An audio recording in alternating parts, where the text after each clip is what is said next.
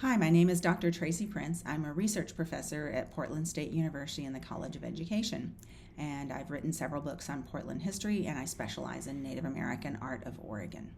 My name is Price Schaffer, and I'm currently studying data science at Stanford University. This video is designed to help you take your own self-guided walking tour of Native American public art in downtown Portland. You can also go to our website, portlandnativeart.org, and download the PDF that's featured in this video.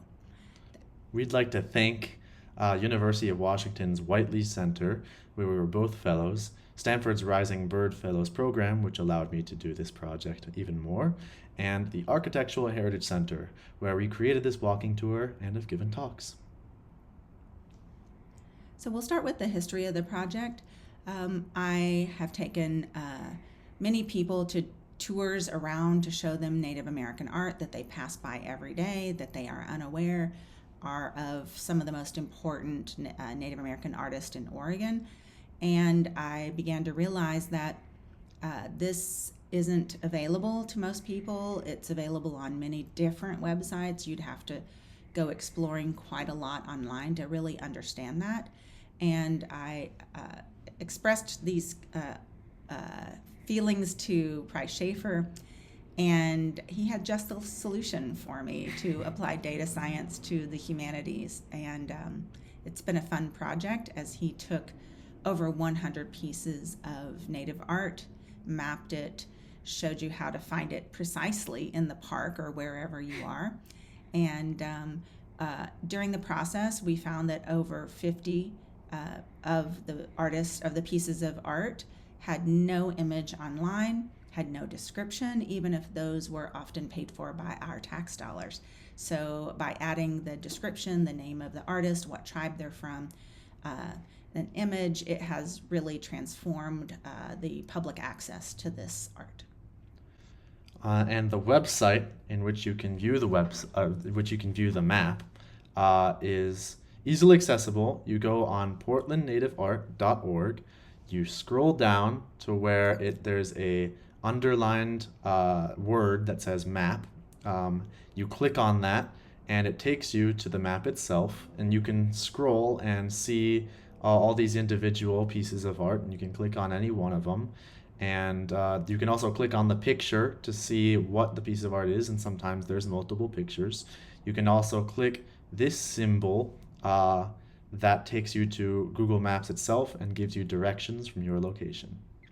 We'll start a few blocks from Pioneer Square, go to the Portland Building, and several Portland State University buildings, then Multnomah County Courthouse.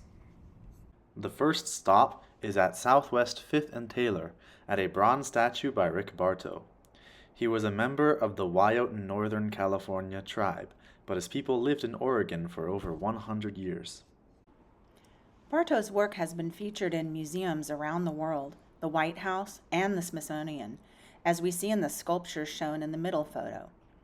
His other sculptures can be viewed at North Interstate in Ainsworth, the Rosa Parks Max Station, and on Northwest Cornell. This sculpture is titled The Responsibility of Raising a Child. Bartow described it as a coyote or trickster figure carrying birds and fish on its back. A grandmother mask overlooks a baby in a basket. Bartow saw the coyote as representing a life out of balance. The traditional tribal matriarch, the grandmother, represents community efforts to restore balance. The child in the basket represents hope for the future. The next stop is 2 blocks south on 5th Avenue at the Portland Building. Most people think of this building as important for the Portlandia statue, but we're focusing on the first and second floors, where there is a lot of Native American art. There are many large photographs on both the first and second floor by Kunu Ditmer Bearchum, who is Northern Cheyenne and Ho-Chunk, and Tim Keenan Burgess, who is Paiute and Shoshone.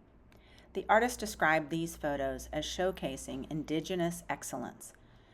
Each featured person is tied to Portland's Native American community. Kaila Farrell Smith, who is Klamath and Modoc, has a painting on the first floor titled Predecessor Bundle. It uses 4 vintage banners of exhibits from the Institute of American Indian Arts, dating to the 1970s.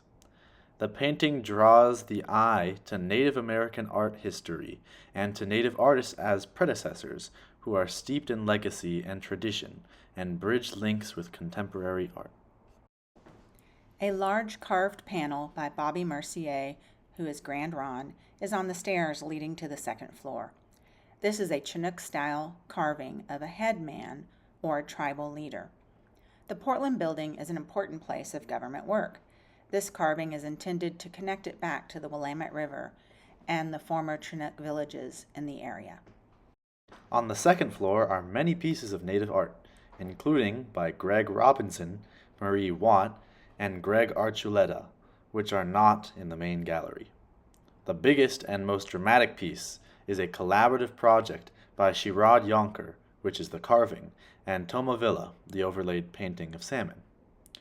Yonker wrote about overlaying concepts of art and indigenous identity to give a more accurate idea of what it is like to be Native American today.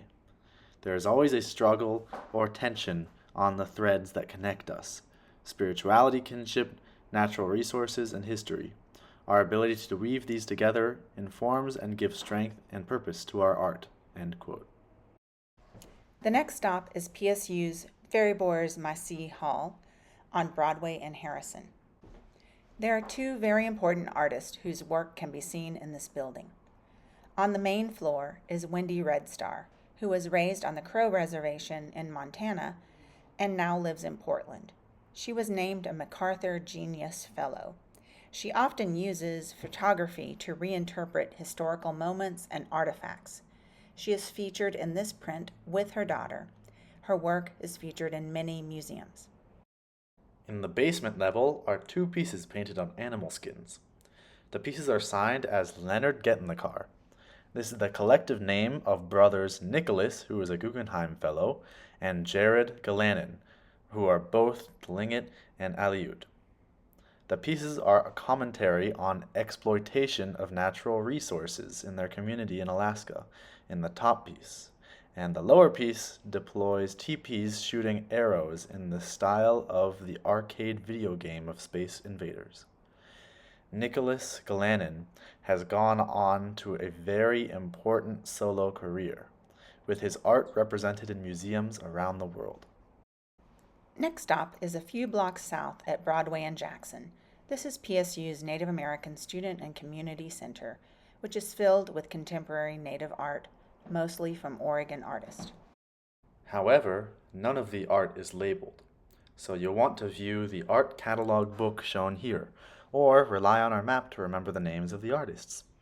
Lillian Pitt, who is a Warm Springs member, is an important Oregon artist. Her work can be seen in the front of the building in the etchings on the metal column. These represent the petroglyphs along the Columbia River, where her Chinook-speaking people lived for millennia. At the back of the building is a giant pole sculpture depicting the life cycle of salmon and a bronze of She Who Watches, one of the most important petroglyphs that overlooked the village where Pitt's great-great-grandmother lived. Inside are many petroglyph-inspired prints in the main hall, and a small sculpture of salmon drying in the traditional way is in the study lounge. On the front and back doors are etchings in the glass by Preston Singletary, who is Tlingit. Inside room 180 is a print by James Lavador, who is a member of the Umatilla tribe, where he co-founded the Crow Shadow Institute of the Arts, which teaches printmaking to generations of Native artists. He often paints the Blue Mountains near the reservation in eastern Oregon. Prints by Rick Bartow are in the back of the study lounge. He often depicted birds, especially crows. This was fitting, since these prints were made at the Crow Shadow Institute.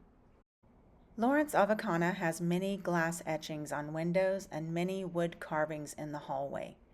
He is Inupiaq from Alaska, and his art reflects many traditional cultural stories. In room 160 is a print by Edgar Heap of Birds. He is Cheyenne. This print is from his Nuf series. The abstract forms may depict buffalo, or the rolling forested areas, and the red rock of the Cheyenne and the Arapaho tribal lands. There are two sculptures by Doug Hyde, who is Nez Perce. The Chief Joseph sculpture is outside the conference hall. The family sculpture is in the children's play area. The Nez Perce had historic lands in Oregon, even though today's reservation is in Idaho. Chief Joseph is a central figure in Oregon and West Coast history. In the main conference hall are 4 sculptures by Jim Jackson, who is Klamath and depicts tribal life in southern Oregon. Next stop is along Southwest 6 at the Urban Plaza, where you enter PSU's Academic and Recreation Center. On the 5th floor is Native Art in the open-air plaza and inside the adjacent hallway. All carvings are by Tony Johnson, who is Chinook Nation, who worked with non-native artist Adam McIsaac. The outside carving is titled Mountain Sheep Bunk Rail. The carved panels inside are titled Coming of Age Power Boards. These represent traditional Chinook iconography. Chinook-speaking people were the main native people living in the Portland area, in addition to Tualatin people who are part of the Kalapuya and from which the Tualatin Mountains are named. Next stop is the Vanport Building. When you exit the Recreation Center, you are in the Urban Plaza where a streetcar goes through. Turn right and cross the street. On the 1st floor is a large woven and beaded piece by Jeffrey Gibson. He's Choctaw and Cherokee and a MacArthur Genius Fellow. He was the 2024 Venice Biennale featured artist representing the USA. This piece uses many jingles that are used for jingle dress regalia at powwows for the traditional jingle dances. Our last stop is the Multnomah County Courthouse. The courthouse has native art on floors 11, 13, 14, 15, 16, and 17. On the 11th floor are many prints by Lillian Pitt. These are deeply influenced by petroglyphs. Oregon has over 20,000 petroglyphs dating back thousands of years. On the 13th floor is a quilt tapestry by Natalie Ball, who is from the Klamath tribe of Oregon. On the 14th floor is a large collection of carvings by Greg Robinson, who is Chinook Nation. He has done much to research and teach historic Chinook carving iconography. On the 15th floor is a large carving by Tomavilla, who is from the Yakima tribe in Washington. On the 16th floor is a collection of prints by James Lavador. Again, these prints are inspired by the Blue Mountains near the Umatilla Reservation. On the 17th floor is a fabric piece by Brenda Mallory, who is Cherokee. Thank you for coming with us on this tour of Native American public art of downtown Portland. Obviously, there are many more pieces on the map that Price Schaffer created. You can go explore that at portlandnativeart.org and click on the word map, which will take you to the Google map that will show you over 100 pieces of Native American public art in the Portland metro region. Finally, we recommend that before heading on this walking tour, that you check the hours of when each building is open. The best time to do the tour will be Monday through Friday, 8 to 5, when most of the buildings are open. Have fun exploring!